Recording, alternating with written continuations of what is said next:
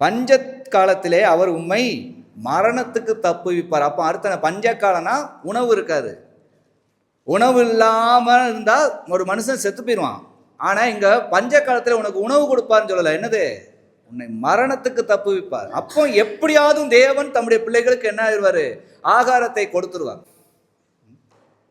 ஒரு பஞ்சம் கொடுமையாக இருக்கிற காலத்தில் உங்களையும் நோக்கி வரும். ஆனால் வர்றதுக்குள்ள தேவன் என்ன பண்ணிடுவார்?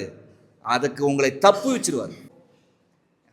உங்களை மரணத்துக்கு விலக்கி காக்கும்படியாய் ஆகாரத்தை கட்டளையிடுவார்.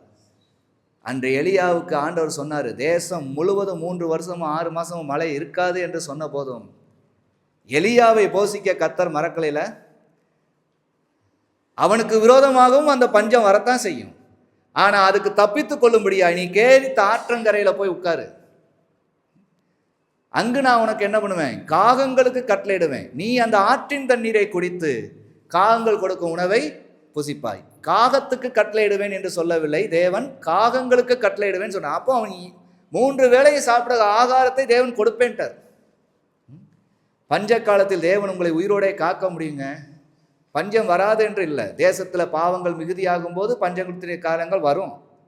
ஆனால் அந்த பஞ்ச காலத்திலிருந்து தேவன் உங்களை விடுவிக்கணுமானால் நீங்கள் இப்பொழுதே தேவனுடைய வார்த்தைக்கு கீழ்ப்படிஞ்சு நடக்கணும். பஞ்சம் வராதுன்னு சொல்லிட்டாருன்னு மட்டும் இருக்கக்கூடாது. பஞ்சம் வராதபடிக்கு பஞ்சம் வருகிற காலத்தை வெளிப்படுத்துகிற அளவுக்கு ஒரு எலியா இருந்தாங்க. தேவன் அவனிடத்தில் பேசினார். நீங்கள் உங்கள் வீட்டுக்கு ஒரு எலியாவாக இருக்கணும். தேவன் உங்கள் இடத்துல இந்த சபையிலேருந்து எச்சரிக்கிறதையோ இல்லை இந்த வார்த்தையிலேருந்து வெளிப்படுத்துகிறதையோ காது கொடுத்து கேட்டு தேவன் அவைகளுக்கு விலக்கி காத்துக்கொள்ள வேண்டும் என்று இப்போ இருந்தே ஜெபிக்கணும். அதில் எங்களை காப்பேன்ட்டாரு, அதில் எங்களை காப்பேன்ட்டாரு. காத்துக்கிடுவாருங்கிறது நினைப்பு இல்லை. எப்படியாக காக்கப்படணுங்கிற வேண்டுதலை செய்வதுதான் நினைப்பு. அதை நினைச்சுக்கிட்டே இருக்கணும். அந்த பஞ்ச காலத்தில் மரணத்துக்கு விலக்கி காப்பார்.